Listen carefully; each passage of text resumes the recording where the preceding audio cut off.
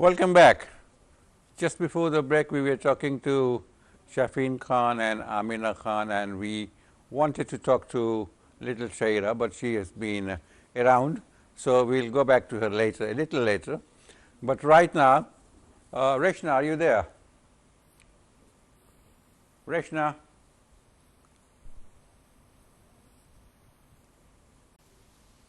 Yeah, Reshna.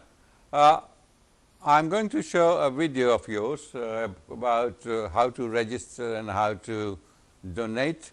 Would you like to say a few words about that before we go and watch the video? This is an animated one.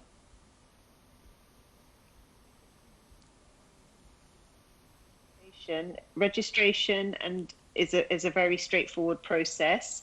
The video will show you exactly what needs to be done and hopefully will encourage you to register as a DKMS donor. All right. Can we see the video, please? Firdaus, can we see the video? If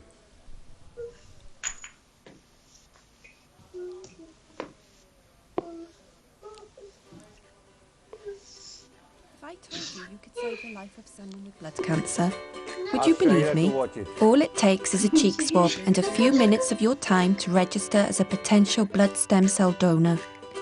Every 20 minutes, someone in the UK is diagnosed with a blood cancer like leukemia, lymphoma, or myeloma.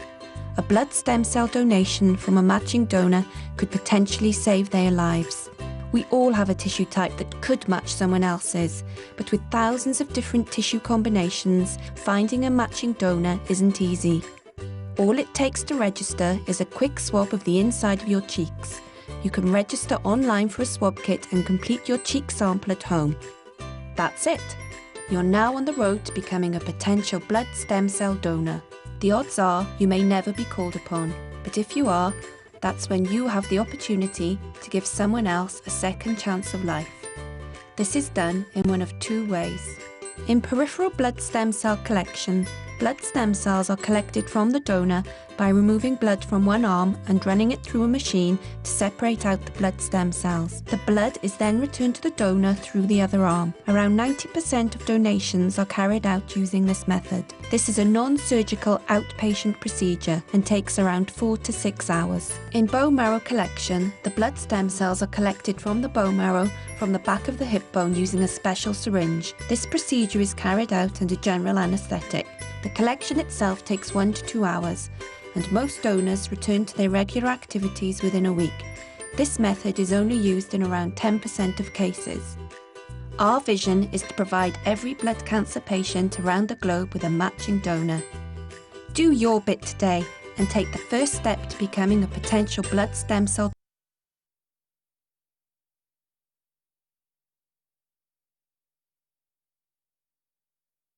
registration and donation. Reshna, are you there? No. I am here, yes. Right. What? No. What happens if no matching donors can be found? No. Unfortunately, well, we hope that that's not going to be the case, but if that does happen, No, unfortunately... this is just a hypothetical question, is it? Yes. Yeah, so it could mean that the patient is basically dies because they're not able to receive any treatment that will help them with their blood cancer or with the disorder. There is no alternative. There is no alternative, no. And often the stem cell donation is actually, or the stem cell transplant is actually the last possible option available to people.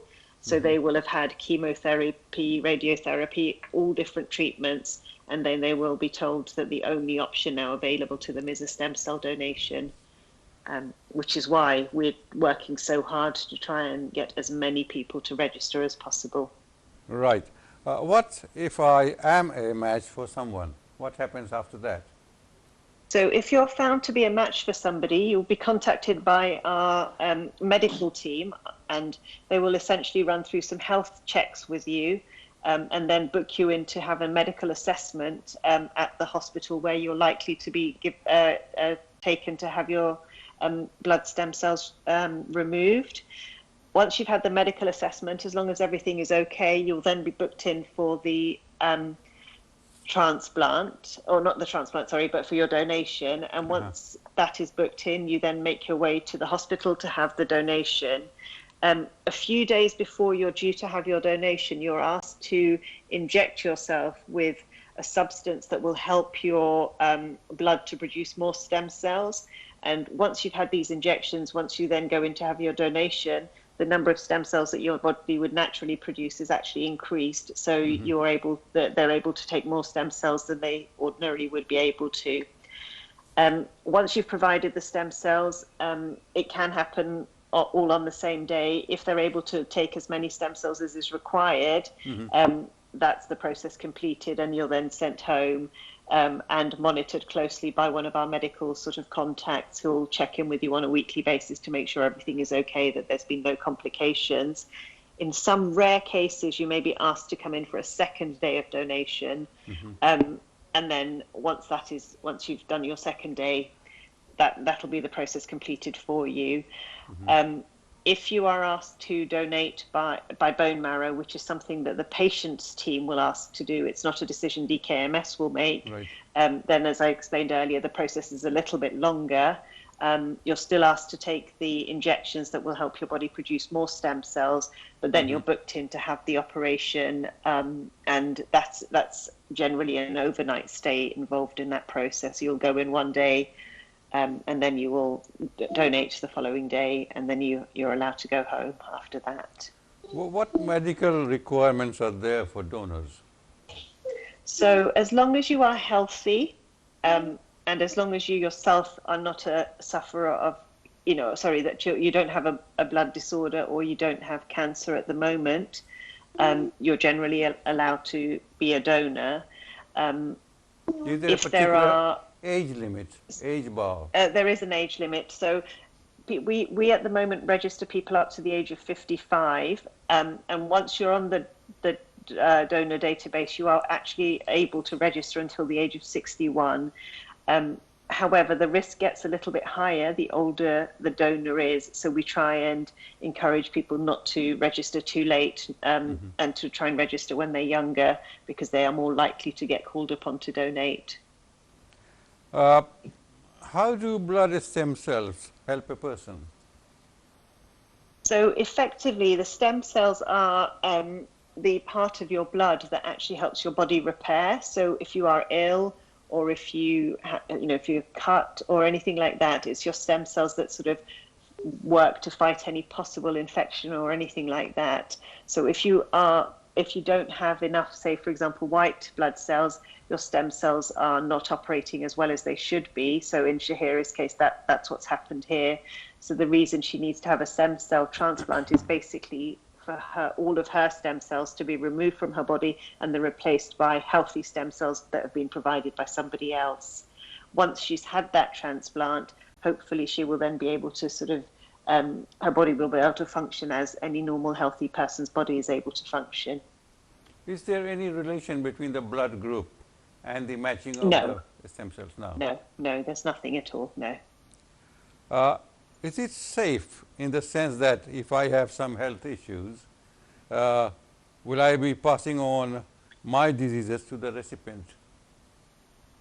There is a slight chance, which is why before you are actually asked to come in and donate, there will be an assessment of your health, because we also know that people's health changes from when they register to possibly when they're ready to donate.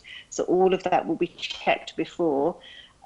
It's likely, so for example, if you have a cold, something like that is unlikely to affect the patient. But if you have something more serious, then it could affect the patient. So that will always all be checked, and all of your recent medical history will be reviewed by a transplant surgeon who will then be able to assess whether you are still a suitable candidate to donate.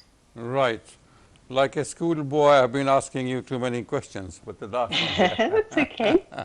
Are there any risks associated with the blood stem cell donation?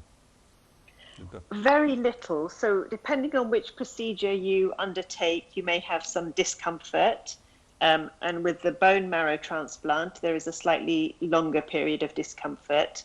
And by discomfort, it could be something like a little bit of bruising that then, or your arms feel heavy, or your leg feels heavy where the donation was taken. Some people suffer a little bit of fatigue, but generally most people within a couple of days are back to normal. who covers the expenses, and does somebody who is a donor, does he get paid for his contribution? So he doesn't get paid for his contribution. However, we will make sure that your costs of travel, and if you need to stay overnight, your accommodation costs are covered. We will pay for transportation, basically cover all transportation costs. So say, for example, if you came by train, if you didn't live in the London area and you were donating in London, we would pay for your train travel into London, and also for a taxi, particularly at the moment because of COVID. Right. We will also cover the costs of a taxi to take you to the hospital. If your employer won't pay you whilst you're at the hospital to donate, we will cover the costs of your employment as well, up to £200. And we will also pay for it, not so much in COVID, but in normal circumstances, we will also pay for a companion to come with you. Right. If somebody wants to get in touch and help Shahira and wants to donate stem cells, see, what do? They contact you? The best thing to do is actually go to our website. The website address is dkms.org.uk/Shahira. And if they want to speak to somebody on the phone, then if they call through to our general switchboard number, which is 020-8747-5647, they will be able to speak to someone who will be able to help them with any of their questions or queries, or they can contact donor@dkms.org.uk. And through any of those channels, they should be able to get the information they need before they register. Thank you very much. I would like Shahira to be brought into the picture right now. Thank you, Reshna. Hello, Shahira. Shahira, say hello. Hello. Hello, Shahira. How are you? How are you, Shahira? Say something. I can see you. Okay. You don't want to say anything at all? You want to say anything? Do you recognize the voice? No. You're going to school soon? No. No. All right. So bye-bye then.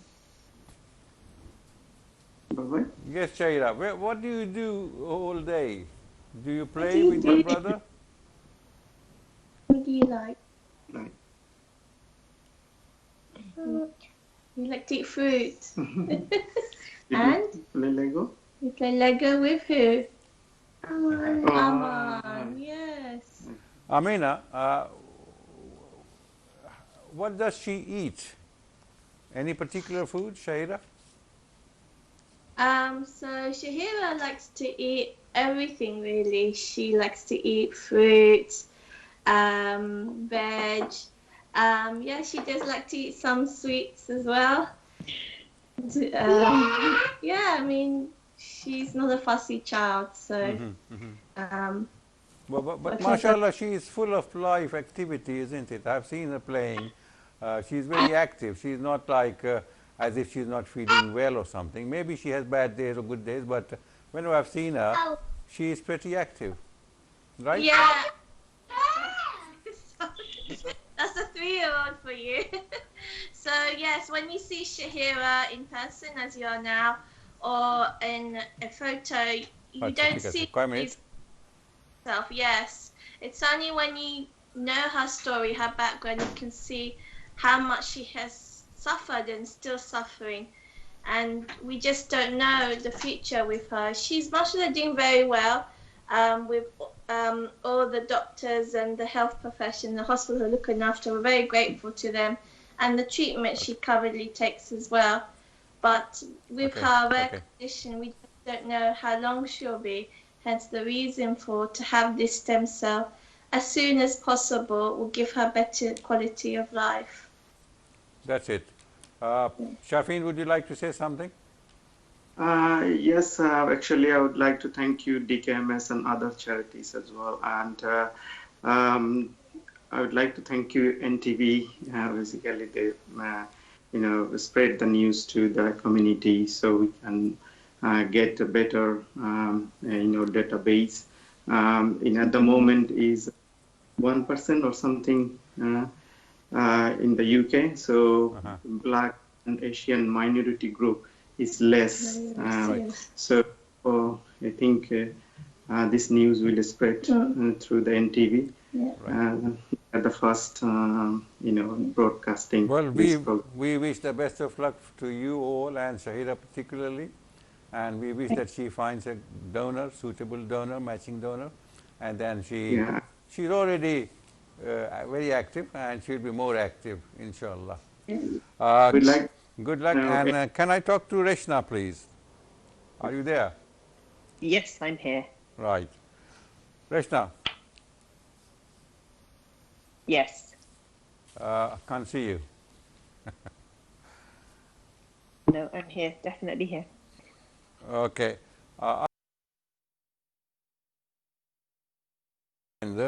About the good work that you are doing, and also people who have children who suffer from this, not to be dismayed, not to give up hope, but that people are out there to help them and help them find a donor. Yes, definitely. So just to sort of reiterate, as I said earlier, it's really important that we have as many people available as donors as possible. So I would really encourage people to sign up to register as a donor. The other side of it is also that if anyone does have a family member who is unwell, there are organizations like DKMS. We're not the only one in the UK, but we are the largest at the moment, who can help you. Either we can help you share your story, as we're doing here with Shahira, so more people in your community are made aware of the value of stem cell donation. Okay, we can thank you, Reshna. We are running out of time. Thank you for being with us, and thank you, Shafin and Amina and Shahira, for giving us the time, and we hope that all these our efforts help Shahira in getting the right donor. Thank you very much. Thank you. We'll see you sometime. Yes. Thank you, viewers, for being with us. We hope that you've enjoyed the show and learned a good deal more about stem cells and blood cancer.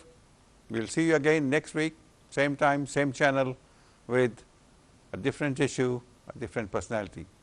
See you and take care.